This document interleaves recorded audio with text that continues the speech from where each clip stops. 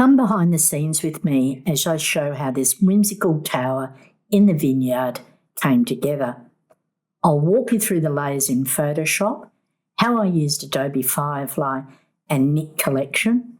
It's a bit of fantasy, a touch of pastel, and a whole lot of fun.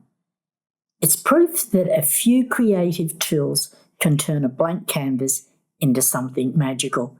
Come in and join me. Let's start with the first layer. I've started with a texture, and to me this just gives an interesting tonal range that I can work. Now I've chosen something that's soft and muted in the colours because the hero is the tower, and I felt that was soft and muted in its colours. What I've done on the next layer is duplicated that texture, but I felt it needed a little bit more depth. And one of the tricks that I will do is put a sky texture over the top. I'll turn this layer on. Now you can see it's got a little bit more depth. I'll turn that off and on. But let's have a look at what the blend mode is. Soft light and the opacity is at 67. Let's change it to normal and then I'll put that to 100%. And that's the actual sky texture. One of my own photos, I've done some brush work. I've put a couple of other textures in it to get this grungy look. But when you use it with a blend mode such as soft light and you dial down the opacity, it adds depth to your base image. What I've also done is duplicated the texture again. And so again, I'm working on colour, depth, and getting that nice feel of a textured look coming through.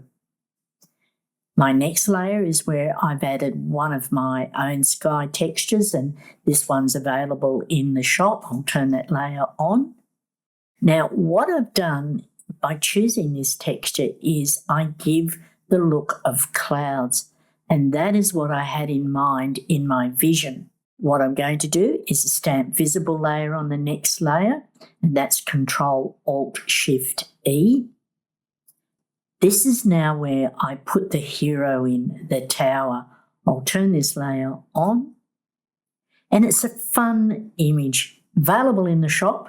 I will put a link in the description that you can go and have a look at the Imagination shop, which is full of lots of creative goodies, Photoshop actions, brushes, textures, and digital assets. And I've made this one as the tower as a fun, whimsy element. Now I've got that positioned, I've done a stamp visible layer. And this is where I had to work on some workarounds. Now, normally with a composite image like this, I would start with a background, for example, a landscape or an urbanscape, something to start off. But I've started with a texture. This is now where I'm going to put in the foreground. And what I've done is I've used Firefly to get the foreground what I wanted. But at this point I had to stop and think, what do I want in the foreground? Do I want grass? Do I want flowers? Do I want a landscape? And so this is where I started to play. But I had to work on a workaround to actually get what I wanted and positioned. And I tried different techniques. But what I found by discovering and playing with some different selection tools, I was quite surprised that I could get the finish that I wanted. I'm going to turn the next layer on, and you'll see that it is a vineyard. And I put the keywords in there, vineyard foreground with soft muted colours. But the workaround that I had to do was this. I'm going to click on that layer, and what I'm going to do is choose my object selection tool, and I'm going to click, hold and drag where that square is. Because I tried different techniques to blend it, I couldn't get it right. And I thought, okay, let's think outside the box. And sometimes you have to work on what I call workarounds. If something's not working, What else can you use? What other tool? Now I've selected that area, and what it's done is done a selection. But I was absolutely astounded to think it worked out to choose a selection around the tower. And this is when I started to play.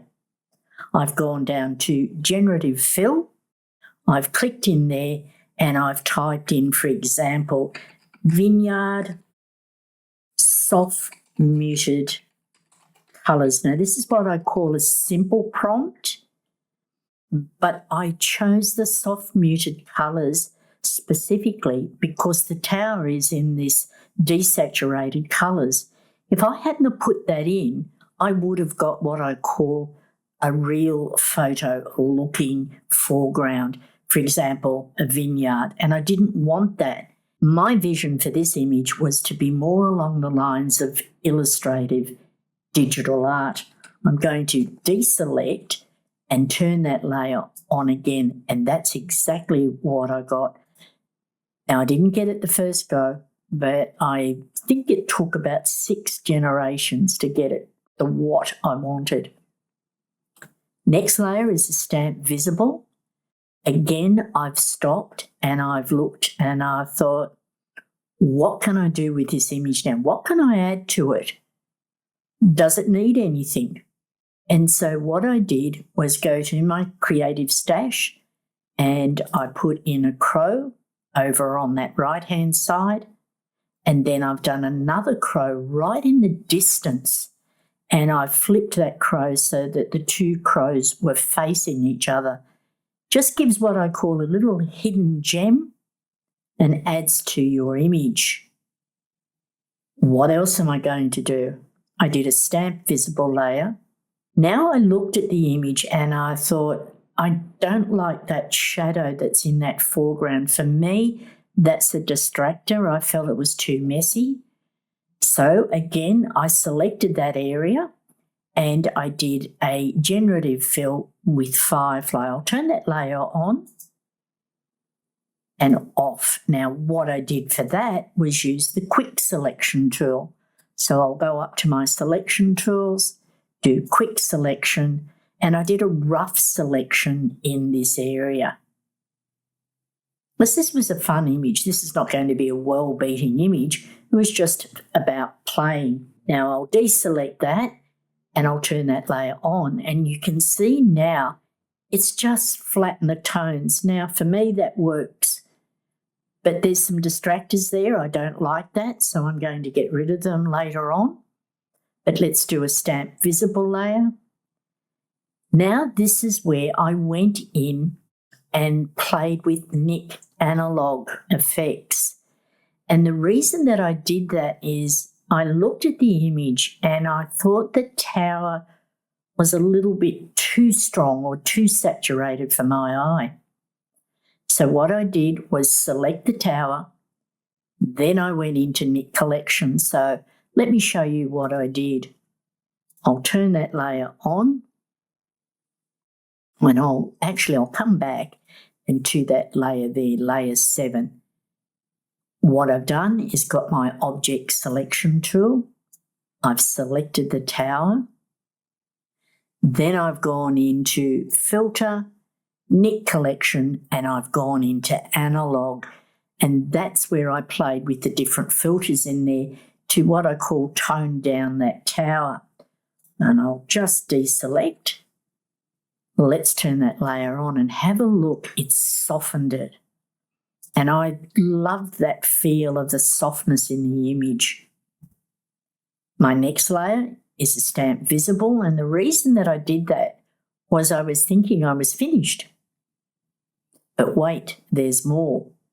I added a photo filter and I did it in cyan, so I'll double click on the properties and you can see that I've chosen a cyan or a blue colour for that, and it just gives that tonal range a bit more depth. I've duplicated the texture and put it on the top of the layer. Now I'm getting some more depth in the texture and also in the colours.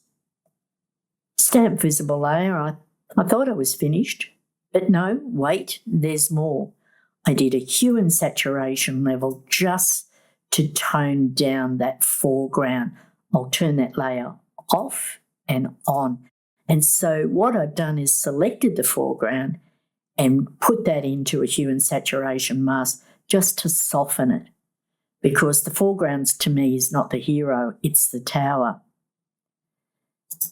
Another stamp visible, I was going berserk with these stamp visible layers, but I stopped and looked and thought, does it need anything? And I felt that the top of the tower was just drifting into a lot of negative space. And so I really wanted the viewer's eye to look in that foreground, come to the door, look up the tower at the windows. And so I've done what I've called a little disguise work of drawing the eye in, and I put in a flag.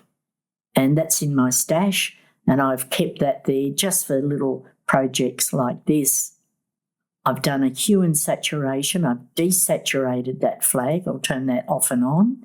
It's too bright for me, but by dialing it down, to me, it tonally blends. One last stamp visible, or maybe there's not, but I looked and I thought, is there anything else that I can do with this? And what I've done is put a texture in one of my textures. It's the Crackled Textures that's available in the shop. I'll turn that on. I'm going to change the blend mode to normal. I'm going to dial the opacity up to 100%, disable the mask, and this is the texture. And it's got a lovely tonal range from the blues to the light yellows, and it's a good one to work with as a finishing touch or just to give some different tones in your image. I'll enable the mask and I'll get it right back to the blend mode and the opacity.